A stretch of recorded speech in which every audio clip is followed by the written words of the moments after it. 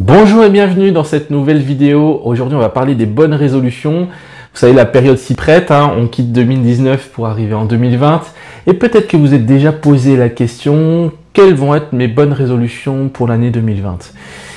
Alors, vous savez, c'est une période assez importante où on va se souhaiter plein de belles choses, la santé, la prospérité, l'amour. Et on va pour certains d'entre nous, se fixer des objectifs pour une vie meilleure, pour aller mieux, en général, c'est là où on décide d'arrêter de fumer, c'est là où on décide de prendre en main sa santé, de faire un régime, de perdre du poids, d'aller à la salle de sport. Tout ce genre de choses, vous savez, vous connaissez peut-être 80% des bonnes résolutions sont abandonnées au bout de la 2e semaine seulement après le Nouvel An. Au bout de 2 semaines, voilà, c'est comme si vous avez, sur 10 personnes, vous avez 8 personnes qui ont abandonné leur bonne résolution seulement au bout de 2 semaines. Au bout d'un mois, on est à 9 sur 10. C'est-à-dire qu'il n'y a qu'une personne sur 10 qui tient ses bonnes résolutions au bout d'un mois. Donc c'est quelque chose de vraiment d'assez fréquent. D'où mon titre de vidéo assez provocateur. Pourquoi vos bonnes résolutions ne servent à rien? Alors, si vous me connaissez, vous savez que évidemment, faire des bonnes résolutions, se fixer des objectifs, ça sert à quelque chose, ça a une importance, bien sûr. Je crois profondément au changement personnel, à l'évolution personnelle. Je crois qu'on peut tous changer, on peut tous mettre en place des choses parce que on a un pouvoir personnel, on a des choses au fond de nous. Mais il y a une façon de faire. Il y a une façon de faire. Et ces statistiques-là, 8 à 9 personnes sur 10 abandonnent au bout seulement du premier mois. Elles sont même pas à 1/10 de l'année qu'elles ont tout laissé tomber leurs objectifs. Ça veut vraiment dire qu'il y a un problème, que les gens ne savent pas comment s'y prendre pour changer, ne savent pas comment faire. Et c'est un drame en fait, parce qu'il y a des gens qui auraient un potentiel qui est juste énorme, mais qui ne peuvent pas l'utiliser. Et c'est comme ça qu'on se retrouve à se fixer des objectifs d'année en année, et il n'y a rien qui se passe. Au bout de 3, 4 ans, 10 ans, t'en es où dans ton projet, dans ce que tu as décidé de faire? J'en suis toujours au même point, j'avance pas. C'est extrêmement frustrant ça. Alors, je vais vous donner 3 clés. 3 clés que si vous n'appliquez pas ces 3 clés, je peux vous garantir à 100% que vous allez échouer. Parce que c'est 3 indispensables.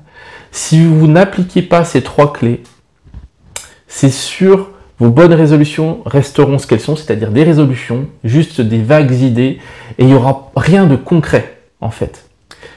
On y va. Première clé.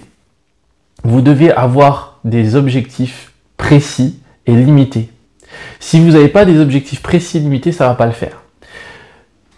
En général, quand on se fixe une bonne résolution, c'est voilà, je vais manger mieux, je vais prendre soin de ma santé, etc. Tout ça, c'est très louable, mais c'est flou. Il n'y a rien de plus flou et plus général. Et donc, vous devez envoyer un signal fort à votre subconscient pour qu'il comprenne de quoi il s'agit, qu'est-ce qu'il doit faire, et qu'il comprenne aussi que c'est important, qu'il va y avoir des changements et qu'il prenne ça en considération en fait. Et ce que je vous conseille de faire, c'est d'écrire vos objectifs. Alors, vous avez peut-être déjà entendu ça, il faut écrire ses objectifs. Ouais, mais en fait, il y a très peu de gens qui le font. Vous devez transformer ce qui est au départ une bonne intention, une bonne résolution, en une décision forte et précise. Donc pour ça, vous allez écrire précisément qu'est-ce que vous voulez pour l'année prochaine, c'est-à-dire à la fin de décembre 2020, qu'est-ce que je veux précisément. Et plus vous êtes précis, mieux c'est. Il vaut mieux être le plus précis possible que d'être trop flou au départ. Parce que quand on est trop flou au départ, on part dans tous les sens, et puis au final, on va nulle part. Alors il vaut mieux être très précis au départ, quitte à réajuster en cours de route. Vous voyez le truc? Donc écrivez vos objectifs sur papier et soyez le plus précis possible de ce que vous voulez. Deuxième chose, qui fait partie de la première clé, des objectifs limités. En un an, on peut faire beaucoup de choses, mais on ne peut pas tout faire. En général, quand on est dans l'exaltation de la nouvelle année, on se dit je vais tout changer, je vais changer mon alimentation, je vais changer plein de trucs, et on se retrouve avec une liste à rallonge de choses qui sont juste impossibles à faire. C'est pas tenable. vous n'allez pas réussir. Donc, limitez-vous à 3 objectifs. 3 objectifs majeurs, mais 3 objectifs maximum. D'accord? Moi, j'ai essayé de faire les listes d'objectifs. C'est pas possible. Ça marche pas. Au bout d'un moment, vous allez laisser tomber des trucs, vous allez vous décourager, ça sert à rien. C'est pareil, il vaut mieux commencer 2, 3 objectifs maxi, et après en cours de route, si vous voyez qu'il y en a un qui avance bien, bah, vous pouvez rajouter des objectifs au fur et à mesure de l'année. Mais c'est dans ce sens-là qu'il faut aller. D'accord? Sinon, c'est sûr et certain, je peux vous le garantir, vous allez vous casser la gueule. Si vous partez avec 15 objectifs à l'année, c'est mort. Je vous le dis, hein. Avec toute la bienveillance, c'est mort. Malgré toute votre bonne volonté, vous n'y arriverez pas. Donc 3 objectifs précis écrits sur un bout de papier. Ça, c'est la clé numéro 1 à faire absolument. La deuxième clé, donc on a transformé une vague intention en un objectif précis. Première étape. Deuxième étape, un objectif, tant qu'il n'y a pas de concret, tant qu'il n'y a pas d'action derrière, ça sert à rien. C'est juste une pensée. C'est pas une action. Donc là, deuxième clé, vous devez transformer votre objectif en action. Et poser une action concrète tout de suite là maintenant. Pas à la nouvelle année, pas dans un mois, pas dans 2 semaines. Tout de suite maintenant. Pour envoyer pareil, un signal fort à votre subconscient et dire, ok, là, il y a quelque chose qui commence. Il y a quelque chose qui va changer. Parce que nous sommes des êtres d'habitude et nous, ce qu'on aime, c'est être dans nos habitudes, dans notre petit confort, dans notre petite routine. On est tous comme ça. Donc, si vous ne prenez pas action maintenant, ben, vous prenez action jamais. Le demain, je le ferai, c'est synonyme, je le ferai jamais.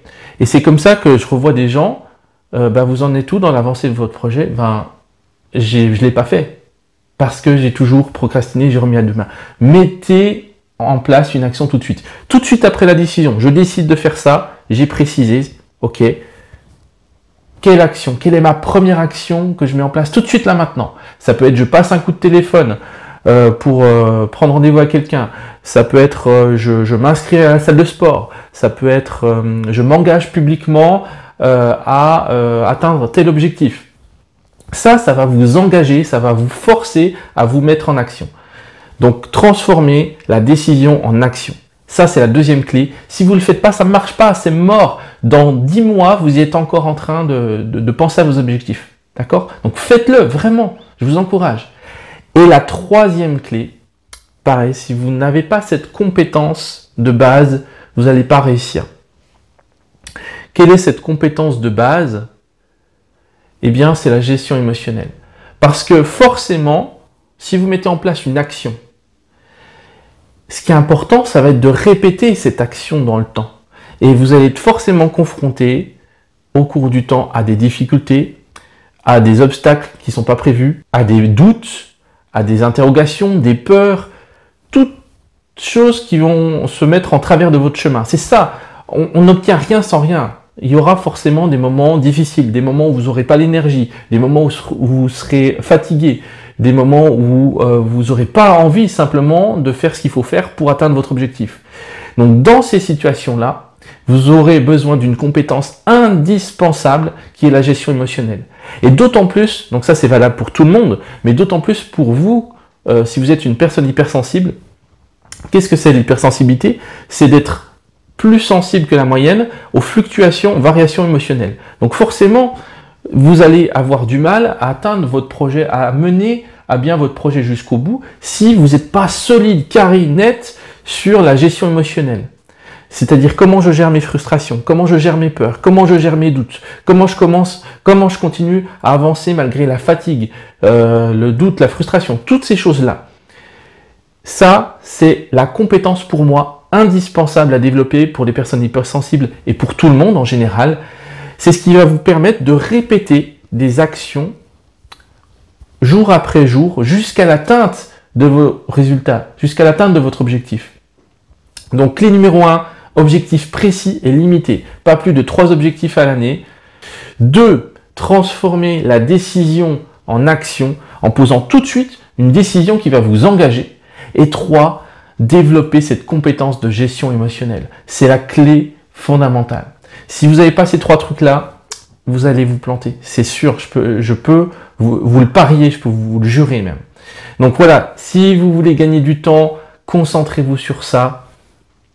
Ces 3 clés, si ça peut vous aider, j'ai pas mal de ressources sur mon site internet, c'est le premier lien en description. Vous pouvez également commenter la vidéo, poser vos questions, je réponds à tout le monde. Voilà, je vous souhaite une excellente année et surtout, passez à l'action, transformez le potentiel que vous avez au fond de vous, exprimez ce que vous avez au fond de vous et concrétisez-le dans la matière pour cette année 2020. Et je vous souhaite le meilleur. Réalisez vos rêves, soyez vous-même et prenez soin de vous. À bientôt.